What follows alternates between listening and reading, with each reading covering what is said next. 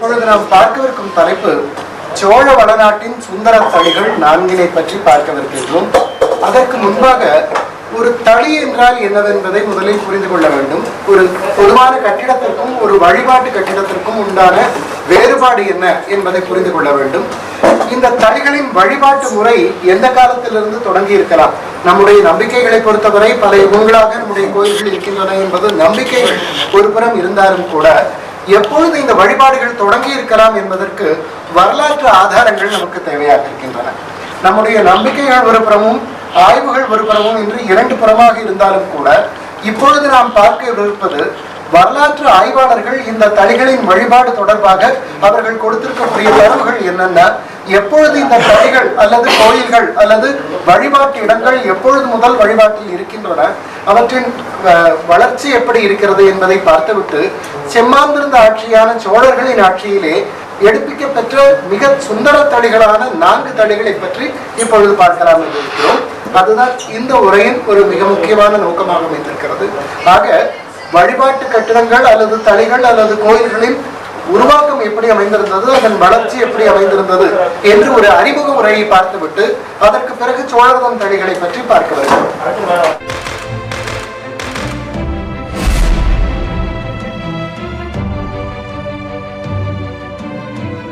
தமிழகத்தில் நம்முடைய எல்லா கோயில்களை பொறுத்தவரை அவற்றின் கட்டிடக்கலையானது பெரும்பாலும் ஆகமங்கள் அல்லது சிற்ப நூல்களை சார்ந்தே அமைந்திருக்கின்றன. ஆகமங்கள் என்று கூறப்பெறுபவை தமிழகத்தை பொறுத்தவரை எல்லா சிவாலயங்களுக்கோ அல்லது வைஷ்ணவ ஆலயங்களுக்கோ அல்லது திருமாலயம் கோட்டங்களுக்கோ அமைந்திருக்கக்கூடிய அடிப்படையான நூல்கள் தான் ஆகமங்கள் என்று வழங்கப்பெறுபவை. இந்த ஆகமங்கள் சைவாகமங்கள் 28, அவற்றின் உப்பாகமங்கள் 217 என்ற எண்ணிக்கையில் அமைந்திருக்கின்றன. வைணவ ஆகமங்களை பொறுத்தவரை பாஞ்சராத்திரம் வைகானசம் என்று 2 பிரிவாக பிரித்து பாஞ்சராத்திரத்திற்கு 100க்கும் மேற்பட்ட உட்பிரிவுகள், வைகானசத்தின் உட்பிரிவுகள் என்று பல்வேறு உட்பிரிவுகள் கிடைத்திருக்கின்றன.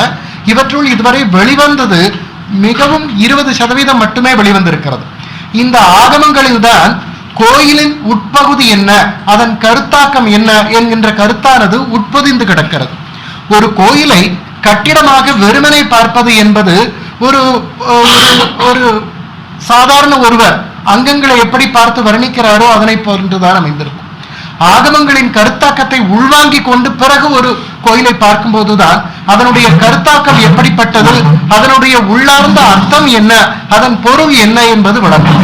ஆக ஆகமங்கள் என்பது நூல்கள் வடமொழியில் அமைந்திருந்தாலும் கூட இந்த கோயிலின் உருவாக்கத்தோடு வளர்ச்சி பெற்ற நூல்கள் அல்லது இந்த கோயிலின் உருவாக்கத்திற்கு அடிப்படையாக அமைந்த நூல்கள் என்பதனால் ஆகமங்களை உள்வாங்கினாலே ஒழிய ஒரு கோயிலின் பொருள் என்பதை நம்மால் முழுமையாக புரிந்து கொள்ள முடியாது. அப்படி இந்த ஆகமங்களை பொறுத்தவரை கோயிலை எப்படி வரையறுக்கின்றன என்று கேட்டால் விமானம் ஸ்தூலலிங்கம் சூக்ஷ்மலிங்கம் சதாசிவம் என்று ஆகமங்களிலே ஒரு வாக்கியமானது இடம்பெற்றிருக்கிறது. ஒட்டுமொத்த விமானத்தையுமே ஒரு ஸ்தூல லிங்கமாக, ஒரு பெரு லிங்கமாக உருவகித்து உள்ளே அமைந்திருக்கக்கூடிய லிங்கத்தை சதாசிவமாக, ஒரு சிவபெருமானின் ஒரு பர வடிவமாக, ஒரு மிகப்பெரிய வடிவமாக, மீப்பெரு வடிவமாக ஆகமங்கள் ஒரு கருத்தியலை எடுத்து வைக்கின்றன. ஆக ஒரு விமானம் என்றால் நாம் இப்பொழுது பார்க்கக்கூடிய கருவறையோடு இருக்கக்கூடிய ஒரு கட்டிடப் பகுதி, கோயிலின் கட்டிடப் பகுதிக்கு விமானம் என்று பெயர். அதனுடைய முன்னமைந்திருக்க பகுதிக்கு கோபுரம் என்று பெயர். எல்லாவற்றையும் கோபுரம் என்று சொல்லாலே நாம் கூறக்கூடாது. கோபுரம் என்பது வாயிலே அமைந்திருக்கக்கூடியது, நுழைவாயிலே அமைந்திருக்கக்கூடிய பகுதிக்கு கோபுரம் என்று பெயர். கருவறையின் மேற்பகுதியோடு அமைந்திருக்கக்கூடிய கருவறைக்கு விமானம் என்று பெயர். அந்த ஒட்டுமொத்த விமானமுமே ஒரு லிங்க வடிவாக அமைந்திருக்கிறது. அதன் உள்ளே அமைந்திருக்கக்கூடிய லிங்கமும் லிங்கம் தான். ஆக ஸ்தூலலிங்கமாக ஒரு விமானத்தையும் உள்ளே அமைந்திருக்கக்கூடிய லிங்கமாக சூக்ஷ்மலிங்கமாக சதாசிவத்தையும் தான் நம்முடைய ஆகமங்கள் முன்னிறுத்துகின்றன என்பதை புரிந்து கொண்டால்தான் ஒரு கோயிலுக்கும் இந்தந்த அமைப்புகளை, கட்டிடக்கலை கூறுகளை ஏன் அமைத்தார்கள் என்பதை புரிந்து கொள்ள முடியும். ஒரு கட்டிடக்கலை கூற்றிற்கும் ஒரு பெயர் இருக்கிறது. நாசிகா என்று எல்லாமே வடமொழி பெயரில் தான் நமக்கு கிடைத்திருக்கின்றன. சில சொற்கள் தமிழிலும் வழங்குவது உண்டு. லுபம் என்று வழங்குவதை தமிழிலே கொடுங்கை, கபோத கொடுங்கை என்று தமிழிலே வழங்குகிறோம். அதனை போல ஸ்தூபி என்று வழங்குவதை முகட்டோடு என்று தமிழிலே வழங்குவது வழக்கமாக இருக்கிறது. அதனை போலவே வளவி என்கின்ற சொல்லாட்சியை எழுதகம் என்று தமிழிலே வழங்குகிறோம். இப்படி சில சொற்கள் தமிழிலே வழங்கி வந்தாலும் கூட பெரும்பாலான சொற்கள் வட சொற்களாகவே அமைந்திருக்கின்றன. காரணம், பாரதம் முழுவதும் இருந்த எல்லா மாநிலத்தைச் சேர்ந்த சிற்ப கலைஞர்களுக்கும் இணைப்பு மொழியாக திகழ்ந்தது வடமொழி. ஆகவே இந்த ஆகமங்களையும் அல்லது சிற்ப நூல்களையும் வடமொழியிலேயே இயற்றியிருந்தார்கள். அந்த கலைச்சொற்களும் வடமொழியிலேயே அமைந்திருக்கின்றன. இந்த வடமொழியில் அமைந்த கலைச்சொற்களை எல்லாவற்றையும் தமிழ்படுத்தி பார்த்தோமானால் அவற்றிற்கு ஏன் இப்படி ஒரு கருத்தாக்கத்தை, இப்படி ஒரு கட்டுமான தளிக்கு ஏன் இப்படி உறுப்புகளை அமைத்தார்கள் என்பதை புரிந்து கொள்ள முடியும். நாசிகா என்றால் மூக்கு என்பது அதன் பொருள். ஏன் மூக்கு என்று பெயர் வைத்தார்கள் என்று கேட்டால், அந்த ஸ்தூல வடிவான லிங்கத்திற்கு மூச்சு விடக்கூடிய பகுதிக்கு மிகப்பெரிய நாசிகை என்று பெயர் என அமைத்திருக்கிறார். கர்ணக்கூட்டம் என்பது, கர்ணம் என்பது காதுகளை குறிக்கும். ஒரு விமானத்தையே ஒரு இறைவனின் திருமுகமாக எடுத்துக்கொண்டால் காதுகளைப் போல அமைந்திருப்பதால் அதற்கு கர்ணக்கூட்டம் என்கின்ற பெயரை வழங்கி இருக்கிறார்கள். ஆக இதற்கு பெயரிடும் அந்த பின்புலத்திலும் கூட ஆகமத்தின் கருத்தாக்கமும் கட்டிடக்கலையின் கருத்தாக்கமும் அமைந்திருக்கிறது. நாம் நினைப்பதைப் போல கோயில் என்பது வெறும் கட்டிடம் மட்டுமல்ல, அங்கே ஒரு ஜீவ சக்தியானது இருக்கிறது என்கின்ற ஒரு நம்பிக்கையின் அடிப்படையிலே ஒரு ஆகமமானது அதனை முழுமையாக விளக்குகிறது.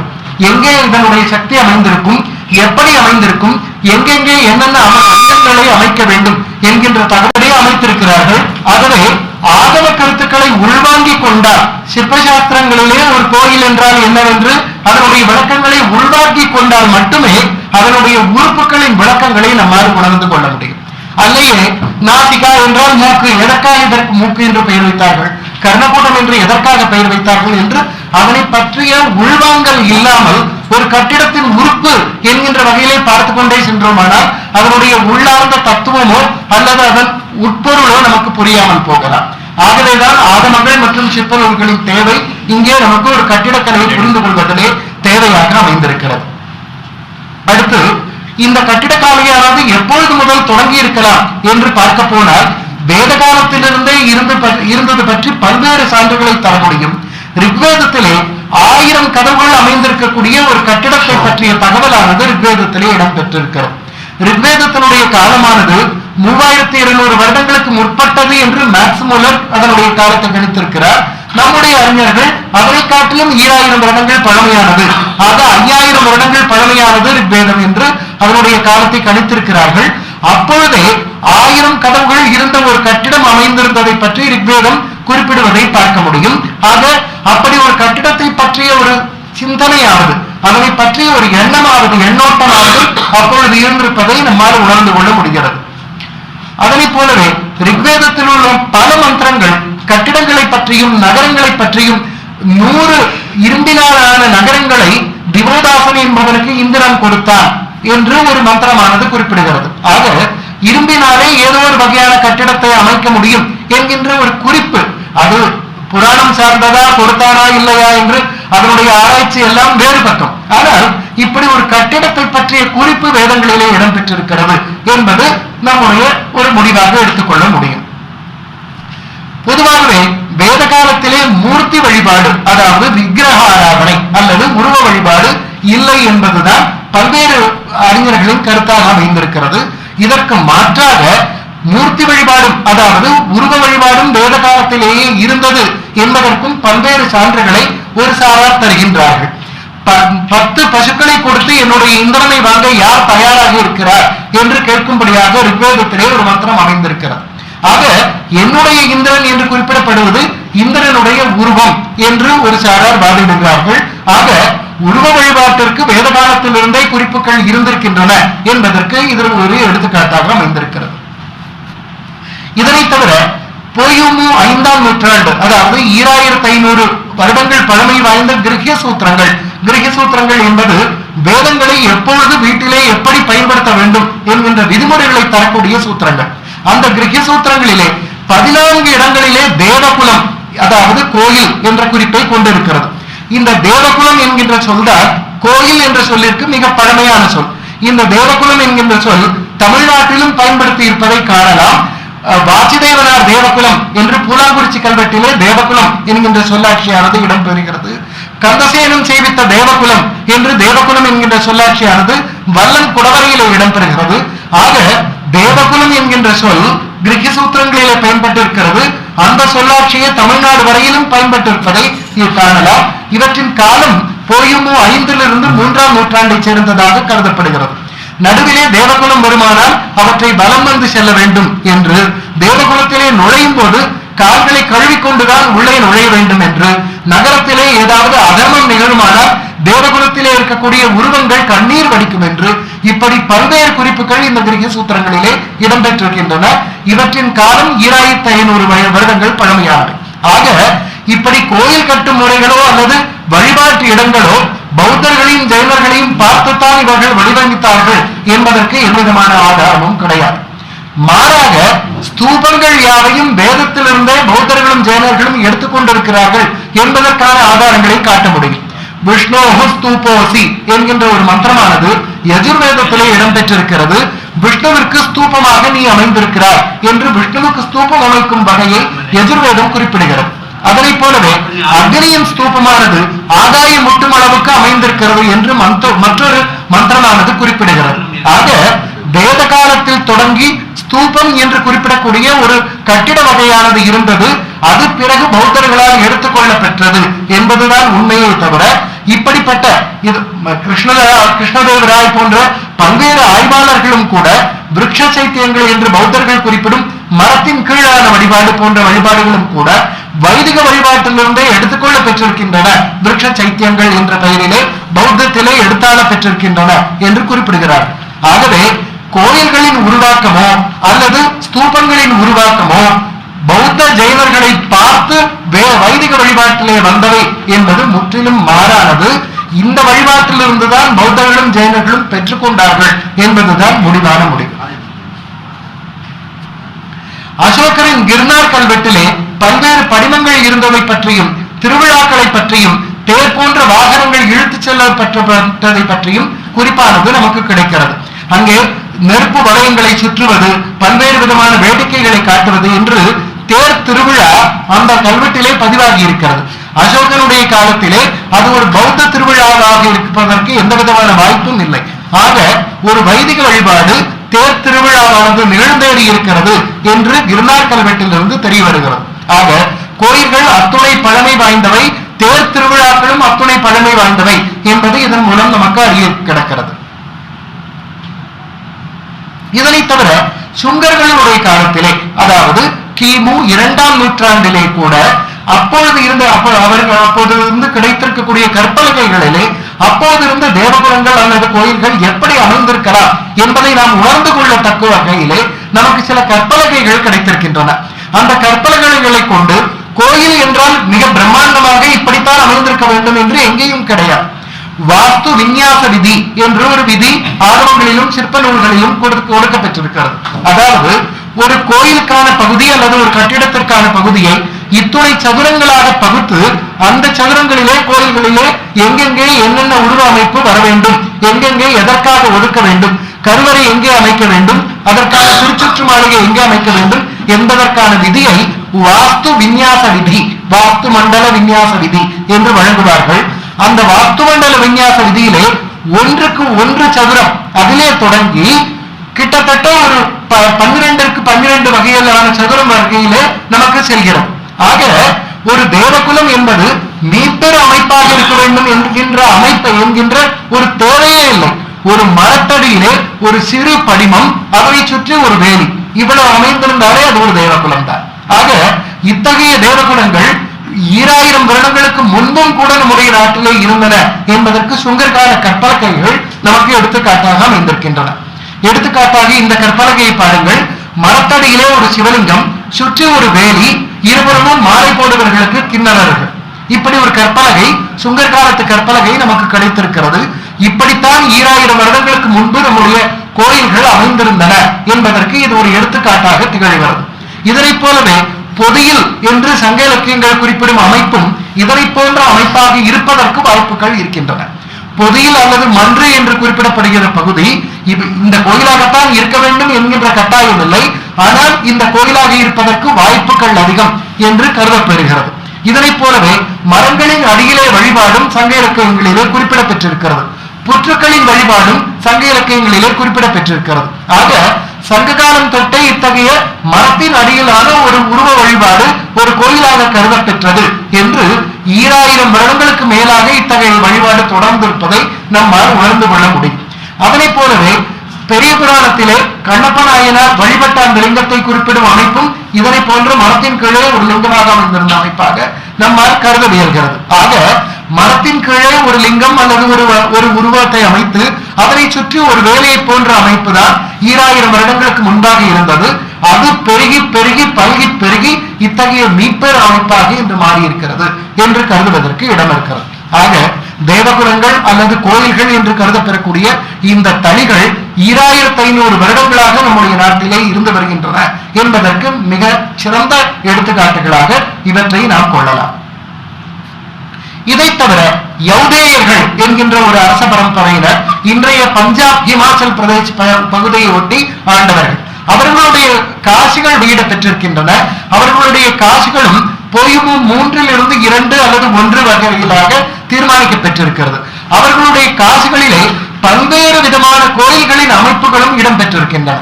இதுவும் அக்காலம் தொட்டே கோயில்கள் எப்படி அமைந்திருக்கின்றன, 2200 வருடங்களுக்கு முன்பு கோயில்கள் எப்படி அமைந்திருக்கின்றன என்பதற்கு யௌதேயர்கள் மற்றும் ஔதும்பராயணர்களின் காசுகள் நமக்கு மிகச்சிறந்த அடையாளமாக இன்று நமக்கு கிடைத்திருக்கின்றன. அத்தகைய காசுகளை இங்கே பார்க்கலாம். ஒரு காசை பாருங்கள், அதிலே ஒரு கோயில், அதற்கு முன்பே ஒரு சூலம் நடப்பெற்றிருக்கிறது, அதிலே மழு காட்ட பெற்றிருக்கிறது. இது சிவனுடைய ஆலயம் என்பதை கண்டவுடனே அறியும்படி அமைந்திருக்கிறது. அதனுடைய கோயில் அமைப்பானது மேலே தரப்பெற்றிருக்கிறது. கிட்டத்தட்ட பீமரதத்தை போன்று மகாபலிபுரத்திலே அமைந்திருக்கின்ற பீமரதத்தை போன்று அமைந்திருப்பதை காணலாம். இங்கே மற்றொரு கோயிலின் வடிவமானது தரப்பெற்றிருக்கிறது காசிலே. இங்கே தரப்பெற்றிருக்கின்ற ஆலயமானது முருகப்பெருமானுக்கான ஆலயம். அவர்கள் முருகப்பெருமானை முழுமுதல் தெய்வமாக கொண்டு கார்த்திகேயனுடைய வடிவங்களையே வைத்துக் கொண்டு காசுகளை வெளியிட்டார்கள் என்பது குறிப்பிடத்தக்கது. ஆகையால் 2200 வருடங்களுக்கு முன்பாக கோயில்கள் எப்படி அமைந்திருந்தன என்பதற்கு இந்த காசுகள் நமக்கு எடுத்துக்காட்டுகளாக அமைந்திருக்கின்றன. தமிழ் இலக்கியங்களிலும் சங்ககாலம் தொட்டே வழிபாட்டு இடங்களுக்கான ஆதாரங்கள் இருக்கின்றன.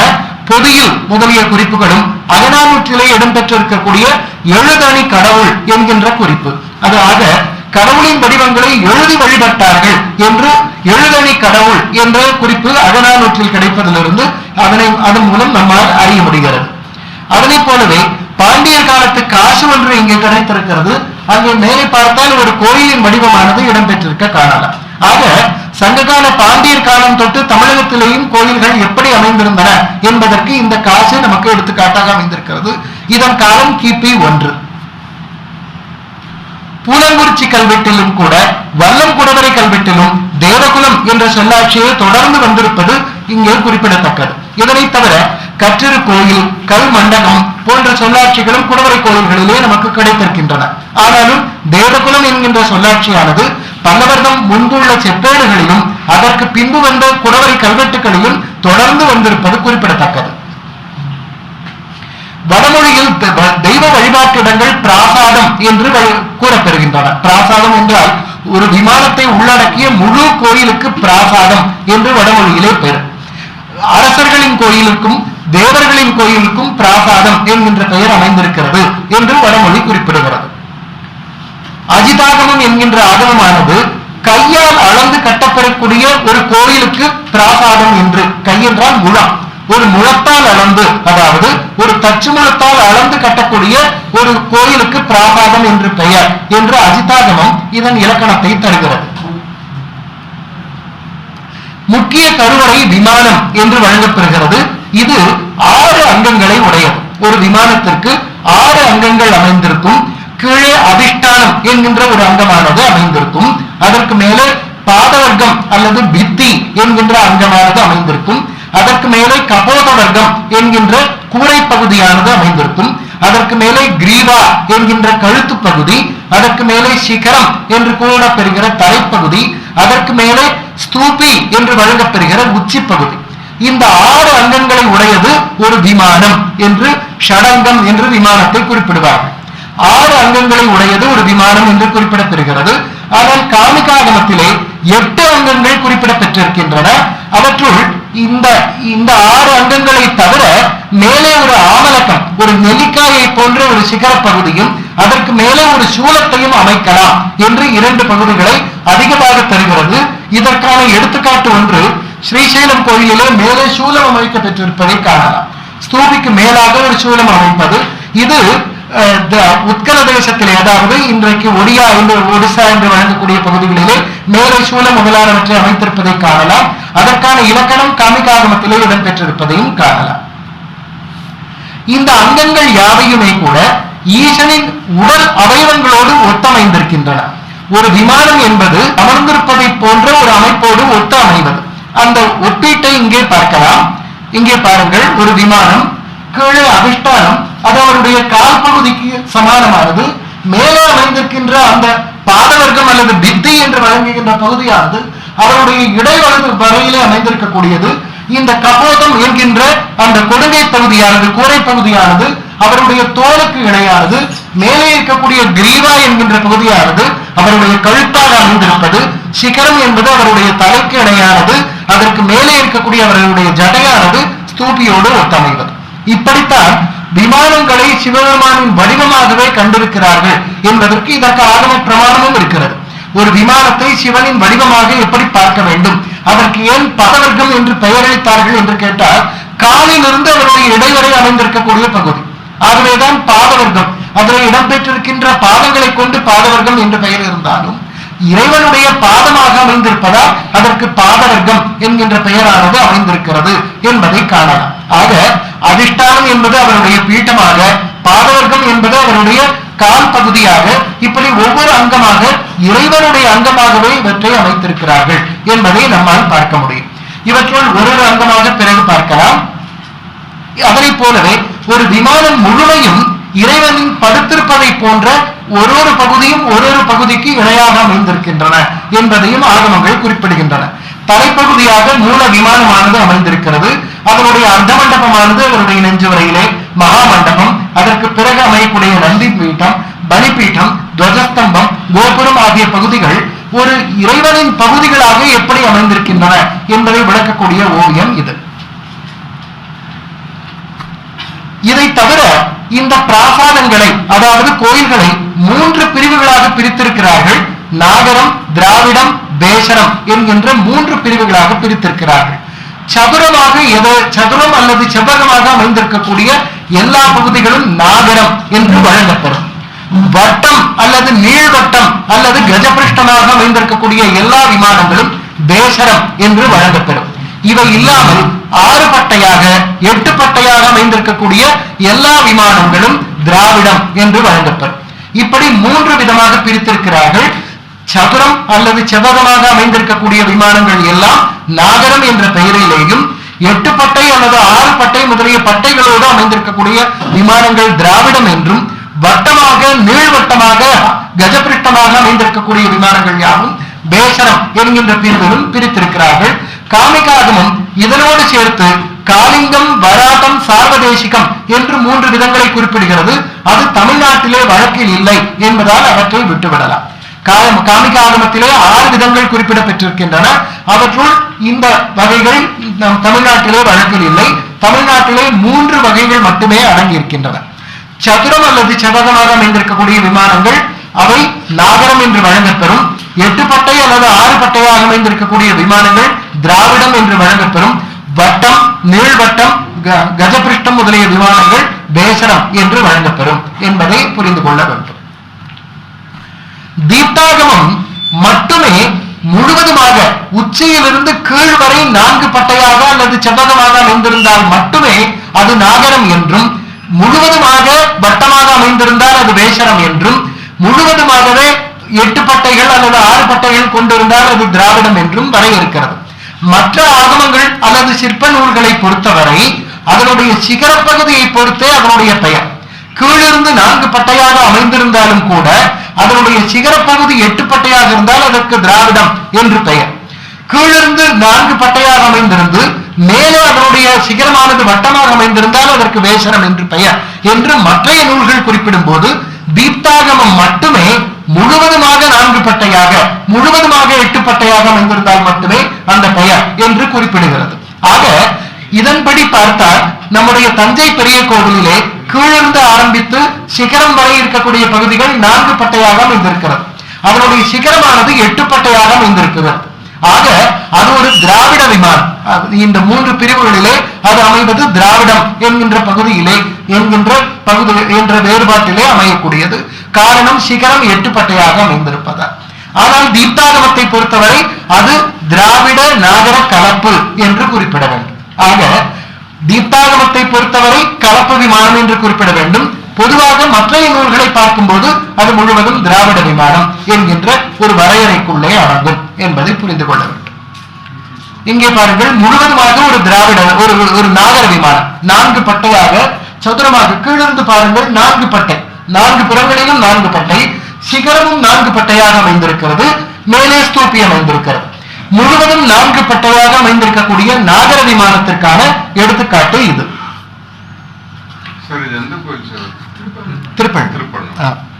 இங்கே பாருங்கள், கள்ளழகர் கோவிலும் காஞ்சியிலே ஜொரஹரேஸ்வரர் கோவிலும் மேலிருந்து கீழ் வரை இது வட்டமாக அமைந்திருக்கிறது. கள்ளழகர் கோவில் மேலிருந்து கீழ் வரை நீள்வட்டமாக அமைந்திருக்கிறது. காஞ்சி ஜொரஹரேஸ்வரர் கோவில். இத்தகைய கோவில்கள் வேசர கோயில்கள் என்று அழைக்கப்படுகின்றன. 6 பட்டையாக இதுவரை நமக்கு விமானங்கள் கிடைக்கவில்லை. அதற்கு பதிலாக நகுல சகாதேவ ரதம் என்று மலையிலே வழங்கக்கூடிய ரதத்திலே உள்ளே ஒரு விமானத்தின் ஒரு பகுதியை காட்டியிருக்கிறார்கள். அது 6 பட்டையாக இருக்கிறது. 6 பட்டை விமானத்திற்கு கிடைத்திருக்கக்கூடிய ஒரே ஒரு எடுத்துக்காட்டு இந்த சிறு விமானம் மட்டுமே. மற்றபடி 8 பட்டையாக இருக்கக்கூடிய விமானம் நம்முடைய தஞ்சை பெரிய கோவில். அவரை பற்றி பிறகு நாம் விரிவாக பார்க்க இருக்கிறோம். தளங்களின் எண்ணிக்கையும் ஹஸ்த அளவீட்டையும் கொண்டு இந்த விமானங்களை க்ஷுத்ர விமானம், அல்ப விமானம், ஆபாச விமானம், விகல்ப விமானம் மற்றும் ஜாதி விமானம் என்கின்ற பிரிவுகளாக பிரித்திருக்கிறார். அல்ப விமானம் என்பது ஒரு தளத்தை கொண்ட விமானத்திற்கு அல்ப விமானம் என்று பெயர். அதனைப் போலவே 3/4 முழத்தை கொண்டு அளந்து கட்டினால் அதற்கு ஆபாச விமானம் என்று பெயர். அரை முழத்தை கொண்டு கட்டினால் அதற்கு விகல்பம் என்று பெயர். 1 முழத்தை கொண்டு கட்டினால் அதற்கு ஜாதி விமானம் என்று பெயர். இது ஒரு சாதாரணமான கணக்கு. இதற்கு பிறகு அமையக்கூடிய பேதங்களை பற்றி பிறகு விரிவாக பார்க்க இருக்கிறோம். இப்பொழுது முக்கியமாக நமக்கு தேவையானது ஜாதி விமானம் என்கின்ற விமானம் மட்டுமே. காரணம், நாம் பார்க்கவிருக்கும் 4 பெரிய கோயில்களுமே ஜாதி விமானம் என்கின்ற ஒரு வரையறைக்குள்ளே அடங்கக்கூடியவை. ஜாதி விமானம் என்றால் குறைந்தது 4 தளங்கள் அமைந்திருக்க வேண்டும். அதற்கு மேலே முழு முழத்தால் அளந்து கட்டி இருக்க வேண்டும். இப்படிப்பட்ட வரையறைக்குள்ளே அடங்குவது ஜாதி விமானம் என்று வழங்கப்படுகிறது. ஆக 4 தளங்களில் தொடங்கி 16 தளங்கள் வரையும் அமையலாம். முழங்களிலே அளந்து அமைத்திருக்க வேண்டும். அப்படிப்பட்ட விமானத்திற்கு ஜாதி விமானம் என்று பெயர் என்று புரிந்து கொள்ளலாம். இதுவரையிலே தளங்களை பொறுத்தவரை ஆகமங்களிலே காமிகத்திலே 16 தளங்கள் வரை தரப்பெற்றிருக்கிறது. தீப்தத்திலே 4 தளங்கள் வரை தரப்பெற்றிருக்கிறது. அஜிதாகமத்திலே 12 தளங்கள், ரௌரவாகமத்திலே 11 தளங்கள், அம்சவத் காஷ்யபம் அல்லது காஷ்யப சிற்ப சாஸ்திரத்திலே 12 தளங்கள் வரை அமைக்கலாம் என்று விமானங்களின் தளங்களின் எண்ணிக்கை. தளம் என்பது ஒரு கபோதத்திலிருந்து மறு கபோதம் வரையும் அமைக்கக்கூடிய பகுதிக்கு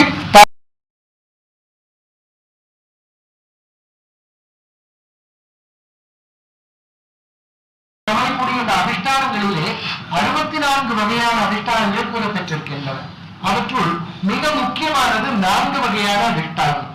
அவற்றுள் பாதபந்தம் என்று கூறப்பெறுவது மிக பெரும்பான்மையாக பல இடங்களிலும் பயன்படக்கூடிய அதிஷ்டானம் பாதபந்தம் என்று வழங்கப்பெறுகிறது. மேலே யாழி வரியோடு அமையக்கூடிய அதிஷ்டானத்திற்கு பிரதிபந்தம் என்று பெயர். கீழே மிக பெரிய பத்மம் அமைந்து மேலே பிரதிவரி இடம் பெற்றிருந்தால் அதற்கு பத்மபந்தம் என்று பெயர். மேலே இங்கே மேலே அமையக்கூடிய கபோதமானது கீழே கபோதமாக அமைந்திருந்தால் அதற்கு கபோதபந்தம் என்று பெயர். இப்படி 4 வகையான அதிஷ்டானங்கள் முக்கியமானவை. இவற்றிற்கு உட்பிரிவுகளாக 64 வகையான அதிஷ்டானங்கள் கூறப்பெற்றிருக்கின்றன. ஆக அதிஷ்டானத்திற்கு அப்பொழுது இங்கே பாருங்கள், இது ஒரு மற்றொரு விமானத்தின் பகுதி. இங்கே இந்த அதிஷ்டானம் என்று வழங்கப்படக்கூடிய இந்த பகுதிக்கு கீழே அமையக்கூடிய பகுதிக்கு உபபீட்டம் என்று பெயர். உபபீட்டம் என்கின்ற பகுதியானது ஒரு கோயிலின் உயரத்திற்காகவோ அழகிற்காகவோ உறுதிக்காகவோ 3 காரணங்களுக்காக பயன்படுத்தலாம் என்று வழங்கப்பெற்றிருக்கிறது. எல்லா கோபுரங்களுமே கண்டிப்பாக உபபீடங்களை பெற்றிருக்கும். கோபுரங்கள் என்று நான் குறிப்பிடுவது நுழைவாயில்கள். எல்லா கோபுரங்களுமே உயரம் அதிகமாக தேவை என்பதற்காக உபபீடம் மிக உறுதியாக அமைந்திருக்கும். விமானங்களை பொறுத்தவரை தேவையானால் வைத்துக் கொள்ளலாம், தேவையில்லை என்றால் விட்டுவிடலாம்.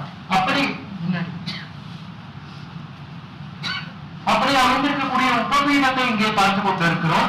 அடுத்து அமைந்திருக்கக்கூடிய அதிஷ்டானம் இந்த பகுதி. இது பாதவர்க்கம் அமையக்கூடிய அதிஷ்டானம். அதற்கு மேலே பாதவர்க்கங்கள். இந்த பாதவர்க்கங்களை பொறுத்தவரை இவற்றை பத்திகளாக பிரிப்பார்கள். பத்திகளாக பிரிப்பது என்றால் மேலே அமையக்கூடிய உறுப்புகளை பொறுத்து இவற்றை பத்திகளாக பிரிப்பார்கள். இங்கே கர்ணகூட்டம் அமைந்திருக்கும். அந்த கர்ணகூட்டத்திற்கு நேரே அமையக்கூடிய பத்தியை கர்ணபத்தி என்று குறிப்பிடுவார். இங்கே சாலை அமைந்திருக்கும். சாலைக்கு நேரே அமையக்கூடிய பத்திகளை சாலை பத்தி என்று குறிப்பிடுவார். ஆக இங்கே ஒரு கர்ணபத்தி, ஒரு சாலை பத்தி, மறுபடியும் ஒரு கர்ணபத்தி அமைந்திருப்பதை காணலாம். இதற்கு இடைப்பட்ட பகுதிகளை சனிலாந்தரம் என்று குறிப்பிடுவார்கள். அதற்கு இடையிலே அமைந்திருக்கக்கூடிய இரண்டு பத்திகளுக்கு இடையிலே உள்ளடங்கி அமைந்திருக்கக்கூடிய பகுதிக்கு சனிலாந்தரம் என்று பெயர்.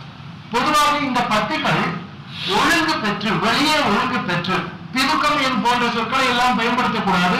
ப்ரொஜெக்ஷன் என்று ஆங்கிலத்தில் கூறக்கூடிய சொல்லுக்கு ஒழுங்கு அல்லது கடத்தி என்கின்ற சொல் தமிழிலே பயன்பட்டு வருகிறது. ஒழுங்கு பெறுவது என்றால் வெளியே ஒழுங்கு பெறுவது. ஒரு ஒழுங்கிலிருந்து வெளியே எவ்வளவு தூரம் வந்திருக்கிறது. கடத்தி என்று மற்றொரு பெயர், மட்டம் என்று பெயர். இவ்வளவு மட்டம் வெளியே வந்திருக்கிறது என்று ஒழுங்கு அல்லது கடத்தி என்கின்ற சொல்லாட்சியை தான் பயன்படுத்த வேண்டும். இந்த கர்ணபத்தியானது சாலை பத்தியும் இவை இந்த சுவப்பகுதியிலிருந்து வெளியே நீட்சியை பெற்றிருக்கும். ஒழுங்கு அல்லது கடத்தியை பெற்றிருக்கும். பெறாத கோயில்களும் உண்டு. அது ஒரு கோயிலாக பார்க்கும்போது தெரியும். இப்பொழுது அதிஷ்டானத்தின் பேதங்களை பற்றி பார்க்கலாம். இங்கே பாருங்கள், இரண்டு விதமான அதிஷ்டானங்கள் காட்டப்பெற்றிருக்கின்றன. இது பாதவந்தம் என்று வழங்கக்கூடிய ஒரு அதிஷ்டானம். இந்த பாதவந்த அதிஷ்டானத்தின் உறுப்புகள் என்னவென்று கேட்டால், கீழே அமையக்கூடிய இந்த பட்டையான பகுதிக்கு ஜெகதி என்று பெயர். இதற்கு மேலே அமையக்கூடிய இந்த முப்பட்டையான பகுதிக்கு குமுதம் என்று பெயர். அதற்கு மேலே அமையக்கூடிய இந்த பகுதிக்கு கண்டம் என்று பெயர். அந்த கண்டத்திலே ஒரு கம்பம், அதற்கு மேலே ஒரு கணம், அதற்கு மேலே ஒரு ஊர்ಧ್ವ கம்பம் என்று மூன்று பகுதிகள் அமைந்திருக்கும். அதற்கு மேலே ஒரு பட்டிகா அல்லது வாஜனம், பெருவாஜனம் என்கின்ற பகுதியானது அமைந்திருக்கும். அதற்கு மேலே தேவைப்பட்டால் ஒரு கம்பம் அல்லது ஒரு கம்பு என்று தமிழில் வழங்குவார்கள். அது அமைந்திருக்கும். இதற்கு இப்படி அமையக்கூடிய அதிஷ்டானத்திற்கு பாதபந்தம் என்று பெயர். இதற்கு பெயர் ஏன் இப்படி நேரிட்டது என்று கேட்டால், முற்காலங்களிலே மரம், சுதை போன்றவற்றை வைத்துதான் கோயில்களை கட்டுவார்கள்.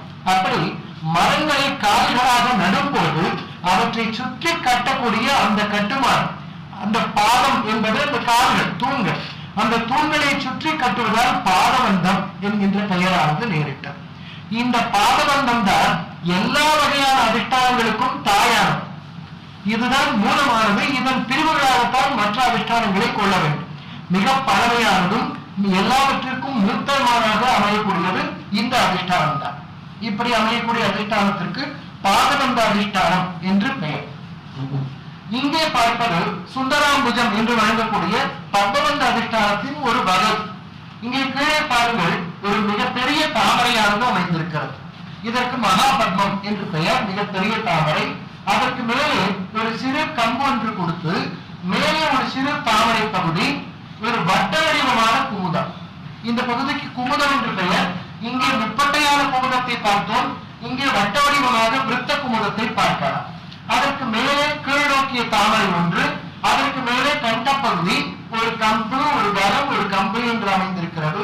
அதற்கு மேலே ஒரு தாமரை, ஒரு பட்டிகை, ஒரு வாசனமாக அமைந்திருக்கிறது.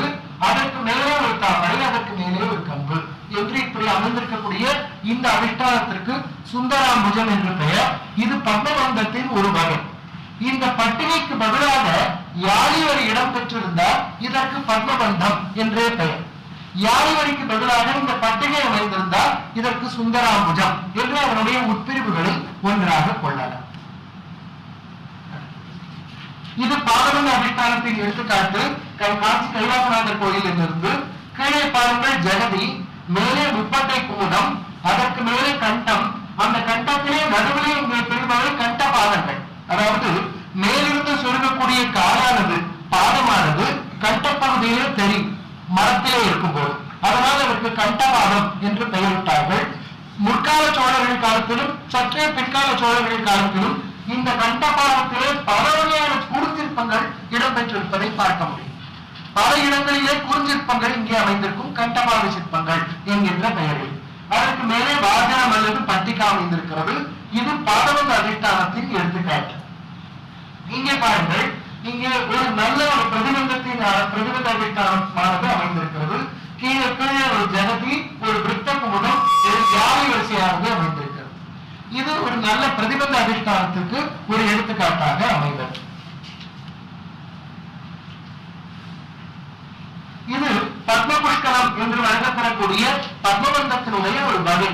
மேலே யானை வரை அமைந்திருக்கும் விருத்தமான குமுதம், கீழே மகாபத்மத்தோடு கூடிய பத்ம புஷ்கலம் என்று வழங்கக்கூடிய ஒரு பத்மபந்தத்தின் வகைகளில் ஒன்றாக கருதக்கூடிய ஒரு அதிஷ்டானம். அதே போலவே கபோத பந்தம் என்பது இந்த கபோத பகுதியானது கீழே அமைந்திருக்கும். அதற்கு கீழே வட்டமான குமுதம், கீழே தாமரை அல்லது ஜெகதி போன்ற உறுப்புகள் அமைந்திருக்க. இப்படி அமையக்கூடிய அதிஷ்டானத்திற்கு கபோத பந்தம் என்று பெயர். பெயரை கண்டு பயப்பட வேண்டாம். இப்படி ஒரு விமானத்தை நாம் நோக்கும் போது அதனுடைய அடிப்பகுதியானது எப்படி அமைந்திருக்கிறது என்பதை பார்த்தால் அது புரிந்து கொள்ள வேண்டும். இது இந்த வகையான அதிஷ்டானத்தை சேர்ந்ததாக இருக்கலாம். இதன் பெயர் அதிஷ்டானம், அதற்கு கீழே அமைந்திருக்கக்கூடிய உறுப்பு உபபீடம் என்பதை புரிந்து கொள்வதற்காக இந்த சிறு சொற்களை உங்களுக்கு சொல்லிக் கொண்டிருக்கிறேன். இதனை தவிர நாம் இப்பொழுது 6 அங்கங்களை உடைய விமானங்களை பார்த்தோம். அம்சுமத் காஷ்யபத்திலே 4 வர்க்கங்களை கொண்ட ஒரு விமானத்தை பற்றி சிறப்பாக கூற பெற்றிருக்கிறது. அதிஷ்டானம், பாதவர்க்கம், பிரஸ்தரம், சூப்பி என்று வழங்கக்கூடிய 4 வர்க்கம். அதற்கு சார்வகாமிகம் என்று பெயர். அதற்கு எடுத்துக்காட்டுகளாக மலையிலே அமைந்திருக்கக்கூடிய இந்த திரௌபதி ரதத்தை சுட்டலாம். கீழே ஒரு அதிஷ்டானம், மேலே பாதவர்க்கம், மேலே பிரஸ்தர வர்க்கம், ஒரு ஸ்தூபி. 4 வர்க்கத்தை பெற்றிருக்கக்கூடிய ஒரு விமானத்தை பார்க்கலாம். இந்த விமானங்களின் வளர்ச்சியானது எப்படி நேரிட்டது என்று பார்த்தால், அதற்கு முன்பாக மரம், சுதை, உலோகம் போன்ற பொருட்களை கொண்டு கட்டி கொண்டிருந்தார்கள். இந்த மரம், சுதை, உலோகம் போன்ற பொருட்கள் எதையுமே இல்லாமல் முதலாக நான் செய்கின்ற கோயில் என்று மண்டகப்பட்டிலே மகேந்திரவர்மன் ஒரு கல்லிலே குடவரையை எடுப்பித்தான். அதன் பிறகு குடவரை கோயில்கள் 8ஆம் நூற்றாண்டு வரை நீடிக்கலாயின. அதன் பிறகு கல்லிலே, மண்ணில ஒரு மணற்கல் போன்ற ஒரு பிண்டிக்கல்லிலே பல்லவர்கள் கோயில்களை எடுப்பித்தார்கள். அதனைத் தொடர்ந்து சோழர்களும் பாண்டியர்களும் கருங்கல்லினாலே கோயில்களை எடுப்பித்தார்கள். இது கோயில்களுடைய வரலாறு. அதனை போலவே பல்லவர்களுடைய காலத்திலே ஒரு கல் தளியாக, ஒரே கல்லிலே மிக பெரிய தளி எடுப்பது அந்த காலத்திலே வழக்கமாக இருந்தது. அப்படி எடுக்கப்பட்ட ஒரு கல் தளி இது ஒன்று. இது மல்லையிலே இடம்பெற்றிருக்கக்கூடியது. இதை தவிர பிரஸ்தர விதி, அதாவது பிரஸ்தரம் என்று வழங்குவது கபோதத்தை உள்ளடக்கிய பகுதிக்கு பிரஸ்தரம் அல்லது கூரை என்று பொருள். இது தனி படலமாகவே மிக பெரிய படலமாக தரப்பெற்றிருக்கிறது. இதில் அமைய வேண்டிய நாசிகைகள், அதிலே அமைய வேண்டிய ஒழுங்குகள், அதற்கு கீழே அமைய வேண்டியது என்று பல்வேறு விளக்கங்கள் அங்கே தரப்பெற்றிருக்கின்றன. இது எடுத்துக்காட்டுக்காக ஒரு கபோதத்தை பாருங்கள். இது கபோத பிரஸ்தரத்திலே இடம்பெற்றிருக்கக்கூடிய ஒரு கபோதம். இந்த கபோதத்திலே நாசிகைகள் இப்படி அமையக்கூடிய பகுதிக்கு நாசிகை என்று பெயர். இங்கே அமைந்திருப்பது மத்திய பட்டம் என்று வழங்கப்பெறுகிறது. அதனை தொடர்ந்து ஒரு நாசிகைகள் அமைந்திருக்கின்றன. மேலே பூமி தேசமானது அமைந்திருக்கிறது. இவை சேர்ந்த பகுதிக்கு இதற்குத்தான் பிரஸ்தரம் என்று பெயர். இந்த பகுதிக்கு, கூரை பகுதிக்கு இன்னமும் கூட தெளிவாக பார்க்கலாம். இது மலையினுடைய ஒரு வரைபடம். கீழே பல்வேறு உறுப்புகள் அமைந்திருக்கின்றன. இது பிரஸ்தர வர்க்கம் என்று வழங்கக்கூடிய பகுதி. இந்த பகுதியிலே இங்கே கபோதமானது அமைந்திருக்கிறது. கபோதம் என்பது கூரை. அதனுடைய நீட்சியானது கீழே வரை வந்திருக்கிறது. இதிலே இங்கே வட்டவட்டமாக அமைந்திருப்பது சந்திரமண்டலம் என்று வழங்கப்பெறுகிறது. இவற்றுள் நாசிகைகள் அமைந்திருக்கின்றன. இந்த நாசிகைகளின் அமைப்பை நன்றாக கூர்ந்து கவனியுங்கள். இந்த நாசிகைகளின் அமைப்பு பல்லவர் கால நாசிகைக்கும் சோழர் கால நாசிகைக்கும் பல்வேறு வேறுபாடுகளை நம்மால் காண முடியும். பல்லவர் கால நாசிகைகளின் கூம்புகளை பாருங்கள், ஒரு மணல் வாரியை போல அமைந்திருக்கும். சோழர் காலத்திலே மேலே சிங்கமானது அமைந்திருக்கும். இது ஒரு முக்கியமான வேறுபாடு. அதற்கு மேலே அமையக்கூடிய இந்த அமைப்புகளுக்கு ஹாரம் என்று பெயர். தளங்களிலே அமையக்கூடிய இந்த அமைப்புகளுக்கு ஹாரம் என்று பெயர். இங்கே ஓரத்திலே அமைந்திருப்பது இது கர்ணக்கூட்டம். அதன் பிறகு ஒரு சாலையானது அமைந்திருக்கிறது, பிறகு ஒரு கூட்டமானது அமைந்திருக்கிறது, பிறகு சாலை, பிறகு கூட்டம் என்று இப்படி ஒரு அமைப்பானது அமைந்திருக்கிறது. இது குடவரை கோயில் என்பதால் பல்வேறு உறுப்புகள் இதிலே காட்டப்பெறவில்லை. இதனை தவிர வேதிக்கை, வேதிக்கை என்பது திண்ணையை போன்றது, ஒரு அதிஷ்டானத்திற்கு மேலே அமையக்கூடிய ஒரு அமைப்பு. துவாரம் அதாவது வாயில், கம்பத்வாரம் என்பது மிகச் சிறியதாக அமையக்கூடிய வாயில். அஷ்டமங்கலங்கள் அதாவது மேலே அமையக்கூடிய 8 வகையான மங்கள சின்னங்கள். தோரணங்கள் என்பது ஒவ்வொரு கோஷ்டங்களிலும் மேலே அமையக்கூடிய பகுதிக்கு தோரணம் என்று பெயர். குகை அல்லது கோஷ்டம் என்று வழங்கக்கூடிய பகுதி. பிரணாளம் என்பது நீர் விழக்கூடிய பகுதி, அதாவது கோமுகம் என்று வழங்கக்கூடிய பகுதி. அதை தவிர கும்பலதா அல்லது கும்ப பஞ்சரம் என்று வழங்கக்கூடிய பகுதி. நாசிகைகள், நிர்வியூக பஞ்சரம் அல்லது நிஷ்கிராந்த பஞ்சரம் என்பது வெளியே நீட்டிக்கொண்டிருக்கக்கூடிய பஞ்சரம், அதனை பற்றியும் பிறகு பார்க்கவிருக்கிறோம். இதனை தவிர வள்ளி மண்டலம் அதாவது கொடி கருக்குகள் பல்வேறு இடங்களிலும் தூண்களிலும் சரி, மேலே கபோத வர்க்கங்களிலும் சரி, கொடிகள் படர்ந்தாற் போல ஒரு அமைப்பு இருந்திருக்கும். அதற்கு வள்ளி மண்டலம் என்று வடமொழியிலும் தமிழில் கொடிக்கருக்கு என்றும் வழங்குவார்கள். அதை தவிர சோப்பானம், சோப்பானம் என்பது படிக்கட்டுகள், இருபுறமும் அமையக்கூடியது அல்லது முற்புறம் அமையக்கூடிய படிக்கட்டுகள். இதை தவிர கண்டஹர்மியம் என்று வழங்கக்கூடிய ஒரு ஆலயத்தின் ஒரு விமானத்தின் பகுதியாக மற்றொரு விமானம் அமைந்திருக்கும், அதற்கு கண்டஹர்மியம் என்று வழங்குவார்கள். இவற்றின் வர்ணனைகள் ஆகமத்திலும் சில்பசாஸ்திர நூல்களிலும் தரப்பெற்றிருக்கின்றன. சிலவற்றின் எடுத்துக்காட்டுகளை மட்டும் பார்ப்போம். இது ஒரு வகையான சித்திர தோரணம், அதாவது கோஷ்டத்தின் மேலே அமைகின்ற ஒரு தோரணத்து பகுதிக்கு தோரணம் என்று பெயர். இந்த தோரணத்திலே இருபுறமும் மகரங்கள் அமைந்திருந்தால் அதற்கு மகர தோரணம் என்று பெயர். அந்த மகரத்தின் வாயிலிருந்து பல்வேறு கந்தர்வர்கள் போன்றவர்கள் வெளிவருவதை போல அமைந்திருந்தால் அதற்கு சித்திர தோரணம் என்று பெயர். இதற்கு சித்திர தோரணம் என்று பெயர். இருபுறமும் மகரங்கள் அமைந்திருக்கின்றன, அவற்றின் வாயிலிருந்து பல்வேறு வடிவங்கள் வெளிப்படுவதை போல அமைந்திருப்பதால் இதற்கு சித்திர தோரணம் என்று பெயர். இங்கே மகர தோரணத்தை பார்க்கலாம். இருபுறமும் மகரம், அதிலிருந்து ஒரு மாலை தொடுத்தார் போன்ற ஒரு பகுதிகள் அமைந்திருப்பதை காணலாம். இதற்கு மகர தோரணம் என்று பெயர். இது முன்னே நீட்டிக் கொண்டிருக்கிற நாசிக்கு சுகநாசி என்று பெயர். இது உண்மையிலே நாகேஸ்வரன் கோயிலிலே அமைந்திருக்கக்கூடியது. இது பிற்காலத்தை சேர்ந்தது, இது சோழர் காலத்தை சேர்ந்தது அல்ல. இது பிற்காலத்திலே சுதையினால் மீட்டமைக்கப்பட்டது. இதற்கு சுகநாசி என்று பெயர். இப்படி உள்ளே அமைந்திருக்கக்கூடிய இந்த பகுதிக்கு கும்பலதா அல்லது கும்ப பஞ்சரம் என்கின்ற பெயரானது தரப்பெற்றிருக்கிறது. இதனை பற்றியும் விரிவாக பார்க்க இருக்கிறோம்.